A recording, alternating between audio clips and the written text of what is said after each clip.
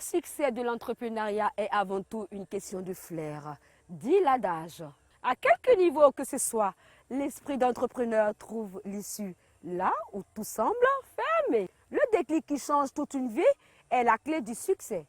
Madame Mabati Bamba, intrépide et sociale, est au nombre de ceux qui comprennent que l'échec n'est pas une fin en soi, mais plutôt un arrêt qui conduit au succès en y tirant les leçons. Découvrons-la dans Entreprenante et Dynamique, une émission qui fait la promotion de la femme.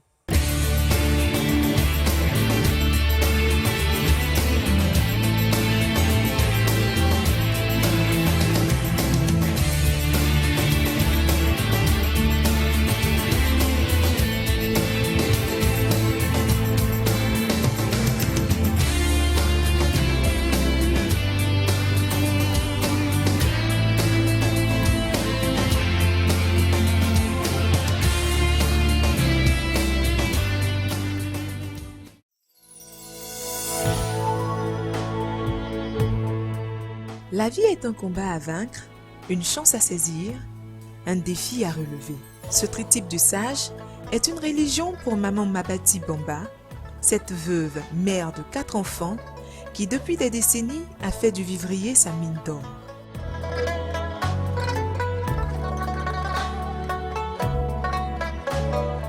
En décidant d'écrire sa propre histoire et décider d'arrêter de vivre aux dépens des autres, Madame Bamba s'est affranchie dans la douleur en partant de peu. Quand j'étais à l'école en seconde, je suis arrivé en première. En première déjà, mon père a commencé à dire, vraiment tu es grande, il faut envoyer quelqu'un pour qu'on puisse te marier. Je ne peux pas, en tant que musulman, voir une grande fille comme ça en train de se promener dans ma cour pour dire qu'elle va à l'école. Donc moi, je voudrais marier un gendarme. C'est lui qui était moi, mon souhait. Et mon père a dit non. Il a son ami qui a son petit frère qui s'appelait Bamba Vangoma, que je devrais marier. J'ai tout dit, il était chauffeur. Il dit non, si tu le maries, arrivé là-bas, tu vas continuer l'école à Abidjan. Bon, je dis c'est pas sûr. Il dit non, il faut partir. C'est moi je dis de marier parce qu'ils sont issus d'une famille royale. Et si tu le maries, tu vas faire des enfants, des princes aussi, des rois aussi et des chefs. Il a dit mais papa il est chauffeur. Il ne pourra pas payer l'école encore. Il dit non, moi j'ai dit de te marier seulement. Il faut te marier, le reste va suivre. Et effectivement, on a célébré le mariage. Nous sommes venus à Abidjan. On allait au village, à Frentela, dans son village, et nous sommes revenus à Abidjan s'installer ici. Arrivé ici, un chauffeur, bon, il y avait sa soeur, ses neveux, tout le monde était là. Il n'y avait pas assez d'argent. Moi-même, l'école là, j'étais déjà perturbé. Donc, il fallait d'abord chercher à comment survivre. C'est ainsi. Quand lui, il allait au Burkina avec le car, il allait au Burkina et à l'époque, le salaire était 40 000 francs. Et quand on lui donnait les 40 000 francs, il dit prends les 40 000 francs et débrouille-toi avec. Moi, je vais au Burkina et je reviens. Donc, 40 000 francs, la maison était 20 000. Il paye la maison à 20 000. Maintenant, les 20 000 autres, je vais payer des assiettes à Djamé pour promener. D'assiettes en tapette aussi. J'ai aussi fait les tapettes. Je me promenais avec ça à Yopougon, à pied partout dans tous les quartiers de Yopougon pour vendre. La tapette 300, 500. La tapette. La tapette. Ah, 500.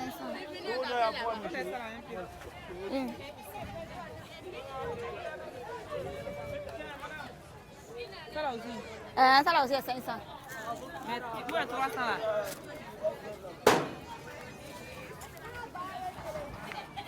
Ça là combien? Ça là est 500. Mais où est ton 300 là? C'est pour les enfants là. Mais faut parler. Il est belle combien?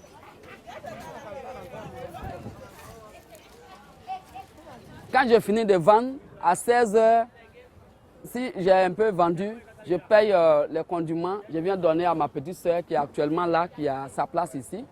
Je lui donne, elle fait la cuisine et moi, je continue à me promener pour avoir plus d'argent. Si je suis fatigué, je dis, bon, toi, il faut aller. Et moi, je fais la cuisine. Un peu, jusqu'à avoir de l'argent, un peu d'argent. Et j'ai commencé à payer les pagnes.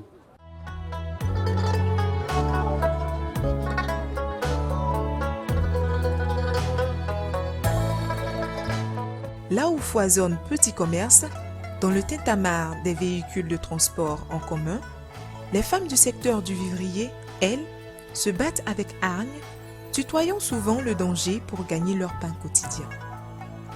Dans cette masse et cette ambiance électrique, Madame Bomba, présidente de la Société coopérative des marchés du vivrier, dénommée Comavri Scopes, du nombre de ses Amazones, est une icône du milieu qui, pierre sur pierre, a bâti sa vie pour être à ce jour propriétaire d'un marché de gros.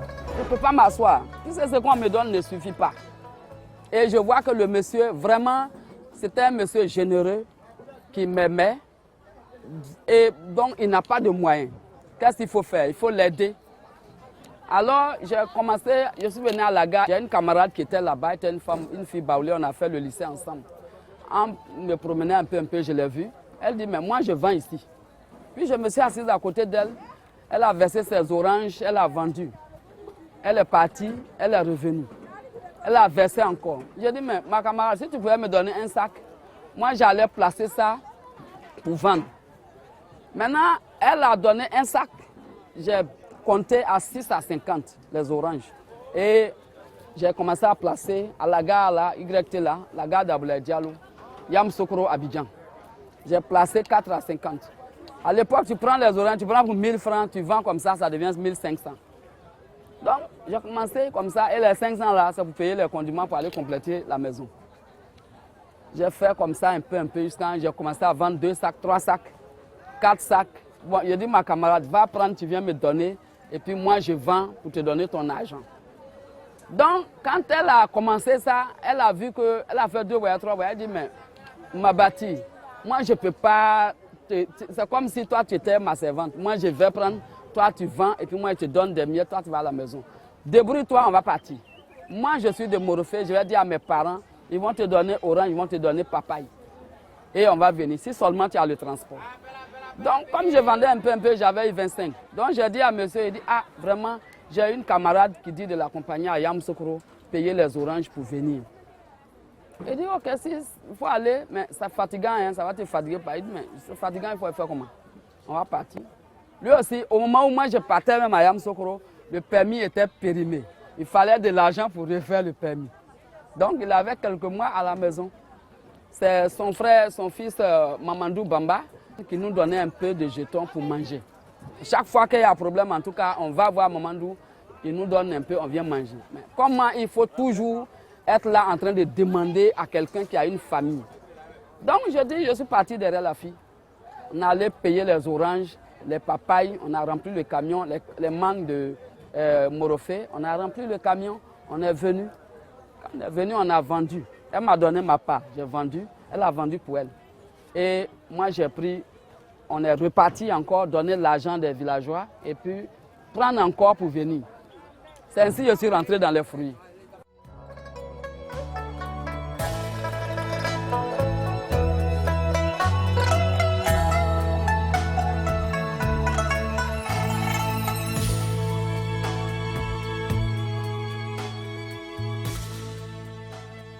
À force de persévérance, de simples vendeuses d'oranges, notre battante, convoient à ce jour des dizaines de tonnes de produits vivriers de partout en Côte d'Ivoire vers la capitale économique, Abidjan.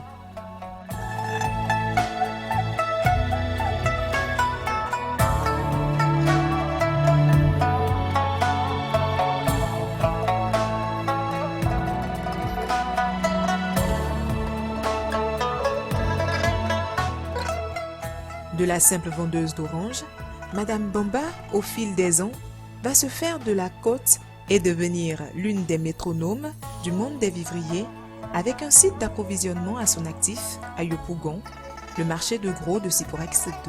Dans l'élan entrepreneurial de celle qui aura arrêté ses études en classe de première, du fait d'un mariage trop vite contracté, l'approvisionnement des marchés deviendra pour elle un business qui fera d'elle un leader dans le domaine, au grand bénéfice de ces nombreuses femmes donnant le vivrier dans la plus grande commune de l'Afrique de l'Ouest qu'est Yopougon. Sa réussite force l'admiration. Notre présidente, Madame Bamba, en tout cas, c'est une femme vraiment formidable. Elle répond à tous nos besoins. En tout cas, elle est bien avec nous. Partout où on va, elle va avec nous. En tout cas, ça va très bien. Elle répond à nos besoins. Je vends sur ce marché depuis 7 ans. Non, cette femme, vraiment, elle est beaucoup gentille avec nous. Ça me fait 10 ans que je suis sur ce marché. C'est une femme qui ne trie pas les gens. Elle met les gens sur le même bateau. Et nous travaillons tous ensemble à l'harmonie. C'est une femme, en tout cas elle est bien. Elle aime les gens. Quand elle rentre dans le marché le matin comme ça, elle va nous dire bonjour, elle va nous saluer avant d'aller au bureau. Arrivé au bureau maintenant, s'il y a une réunion à faire, elle doit nous croiser comme ça, là, elle nous fait appel. Elle est bien. Depuis maman est morte, j'étais avec elle. Elle m'a jamais montré que maman est décédée. Donc c'est ma grande soeur, même père, même mère. Elle est trop gentille. C'est à cause d'elle aujourd'hui, je vais décharger au rang, au vendre, pour donner à tous mes clients. C'est moi qui envoie au rang pour décharger, puis les femmes viennent payer avec moi.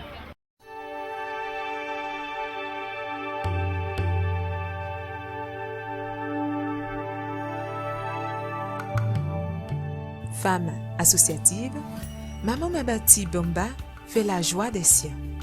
Son expérience est un modèle pour tant d'autres. Grâce à cette dynamique femme, des femmes sans emploi arrivent aujourd'hui à se prendre en charge et à scolariser leurs enfants. C'est une femme de cœur. Ça fait 15 ans que je suis dans son marché. Quand je venais dans ce marché, j'avais 85 francs seulement dans ma main. Et aujourd'hui, j'arrive à scolariser mes enfants, à nourrir mes enfants. Donc, elle est bien avec moi. Moi, j'aimerais qu'un jour, elle aille voir les autorités pour qu'ils l'aident, pour qu'elle aussi vienne nous aider. Puisque c'est une femme de cœur. Avant, moi, j'avais un problème. Elle a mobilisé les femmes d'ici, on a fait une petite tontine là. C'est grâce à ça aujourd'hui je vis dans ma maison où je suis. C'est que cette dame-là, elle peut un jour aussi aller voir ceux qui aident les pauvres personnes. Elle peut aller les voir et puis nous aider aussi. Puisqu'elle a déjà le cœur de rassembler les gens. Hein? Elle a déjà le cœur de rassembler les gens, d'aider les pauvres personnes, hein? De comprendre nos problèmes.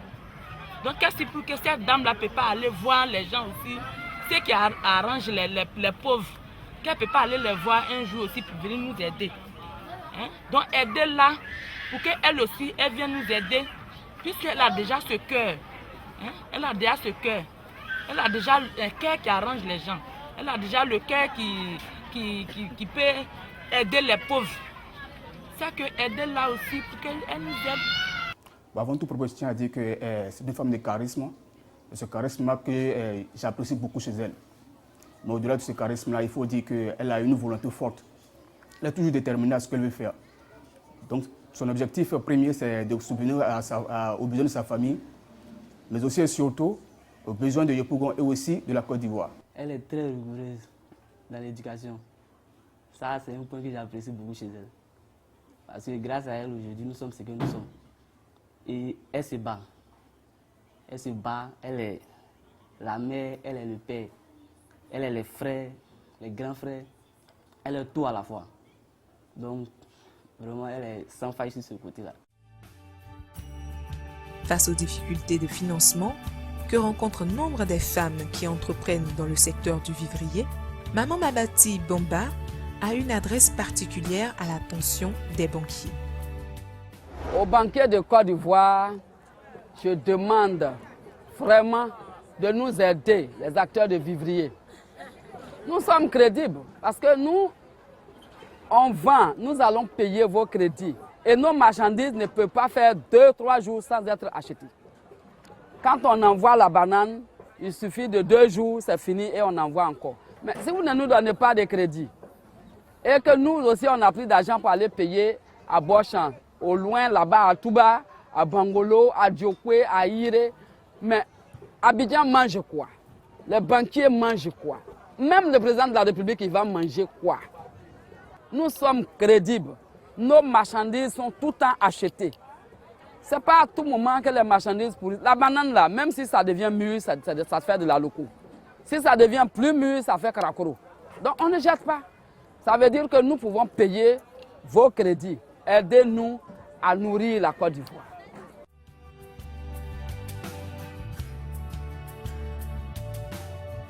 Son appel à l'éveil de conscience des femmes est sans équivoque. Les jeunes filles qui font les mèches dans le dos, les ongles longs, les hauts talons, les mini-jupes pour se promener à Abidjan, mais elles n'auront même pas de mari. Elles n'auront pas de mari. Moi, je n'aime même pas que mes filles ne portent pas les bras minces. Non. Parce que la valeur que tu caches, l'homme veut voir ça. Mais la valeur qui est déjà déposée au dehors, tu marches, tout le monde voit, mais l'homme n'a plus besoin de ça. Qu'elles cherchent à travailler dans le marché, elles ont leur argent, elles sauront, les hommes seront plus contents d'eux et elles auront des maris. Elles n'ont qu'à arrêter, elles n'ont qu'à venir vendre. Elles n'ont qu'à venir vendre. Nos femmes ici sont tellement généreuses, nous sommes tellement généreuses que dès qu'elle vient, si réellement elle veut vendre, d'abord on lui donne une place. Et les femmes qui sont là, elles sont généreuses. Elles te donnent la banane ou bien la tomate, tu vends 2 jours, 3 jours, tu donnes leur argent. Tous les camions qui viennent là, tout n'est pas du cash, les gens n'ont pas d'argent. Mais on donne, elles vendent et elles remboursent l'argent après pour prendre encore pour partir. Tout ce qui est là en train d'être placé là, elles n'ont pas tout l'argent.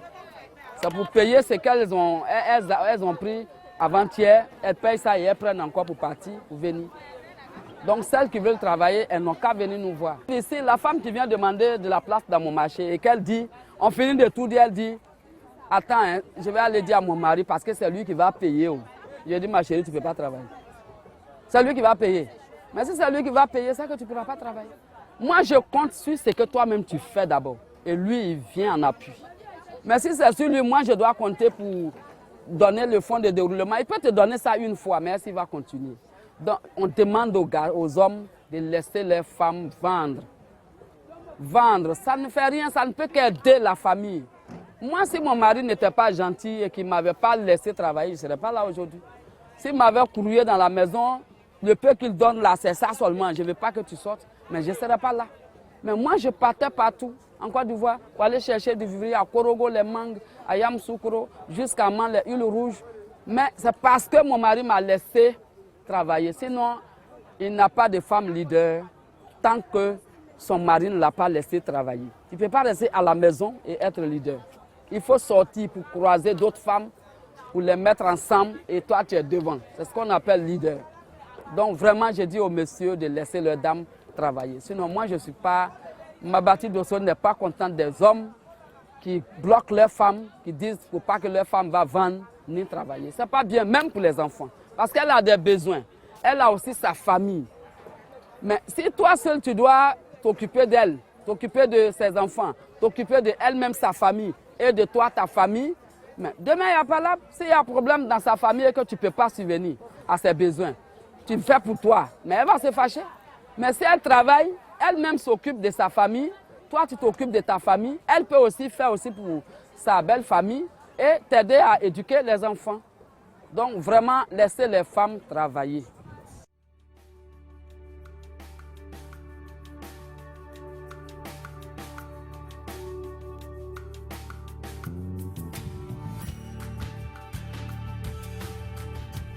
Belle et ravissante, jeune comme vieille, ces valeureuses nourricières de nos populations chantent, dansent Comme pour dire, nous sommes fiers d'être femmes et que ni la fumée des marchés, la boue, la canicule, le froid n'enlèvent rien à notre beauté et dignité. Mieux, nous voilà autonomes, scrutant l'horizon avec beaucoup d'espoir, parés de nos plus beaux habits.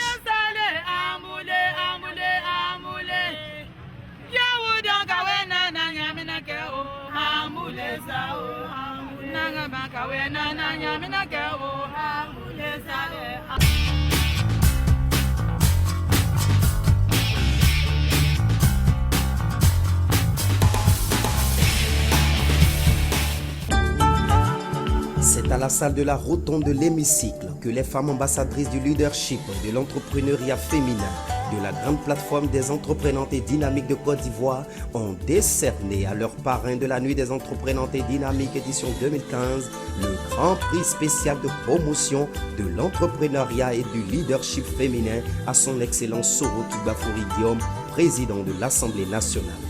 Venues de toutes les régions de la Côte d'Ivoire, ces ambassadrices sont tenues à célébrer la valeur d'un homme qui n'a de cesse à encourager les initiatives féminines par des actions concrètes sur le terrain et qui fait de l'autonomisation économique de la femme et du leadership féminin des incubateurs d'une croissance inclusive.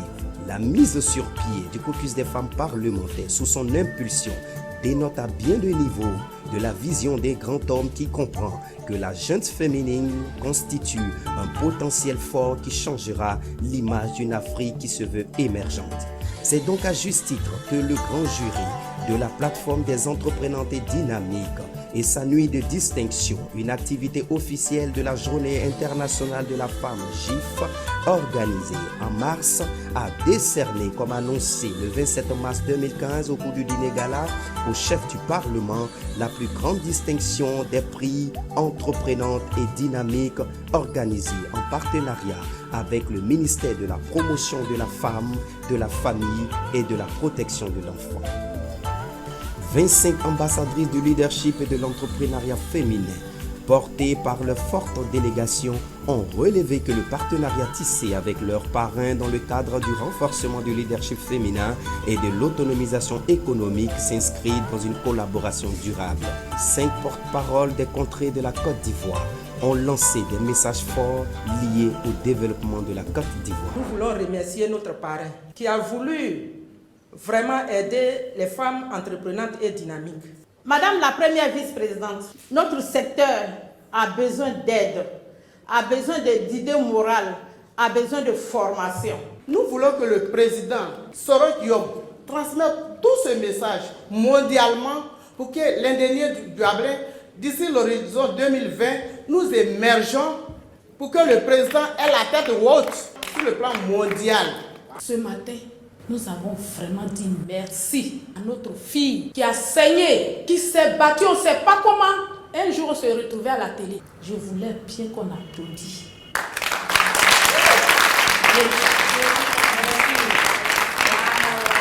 Nous remercions encore le président de la République qui a pris l'initiative de s'occuper de nous, les femmes qui font le concret, pour qu'on aille à l'émergence. Je voudrais saisir cette occasion pour présenter des doléances, ou plutôt une seule doléance. Le poids de notre culture se fait encore trop sentir dans le milieu économique.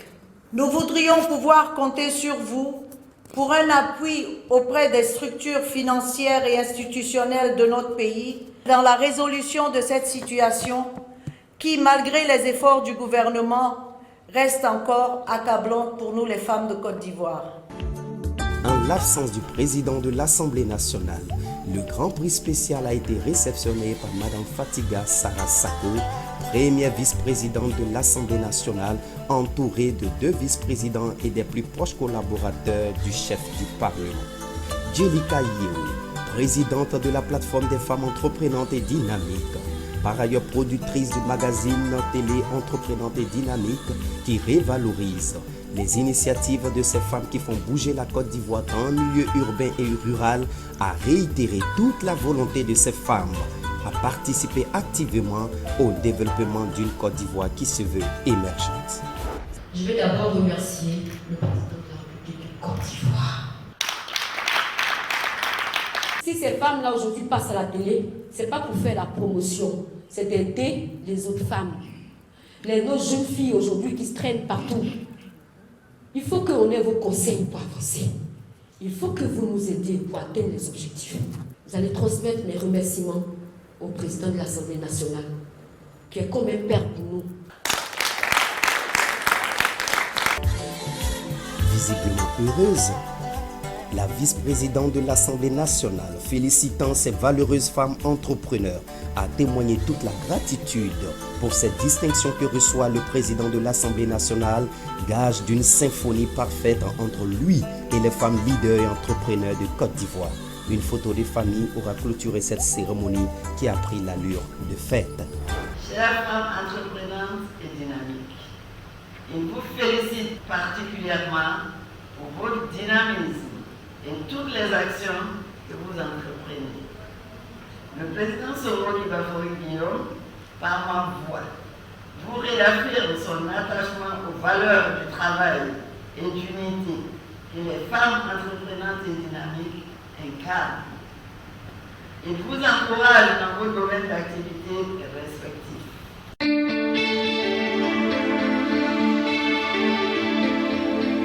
La marche vers le succès se réalise à travers des voies insoupçonnées. Il n'y a pas de raison à négliger les faits commencements. L'histoire de notre héroïne, à l'instar de nombre de success stories, au féminin montre bien que la participation des femmes au développement mérite qu'on y prête une attention toute particulière. Dans un silence absolu, ces Amazones font des miracles au quotidien. C'est entreprenante et dynamique, l'émission qui fait la promotion de la femme. Rendez-vous dans 15 jours pour une prochaine très belle histoire. À très bientôt.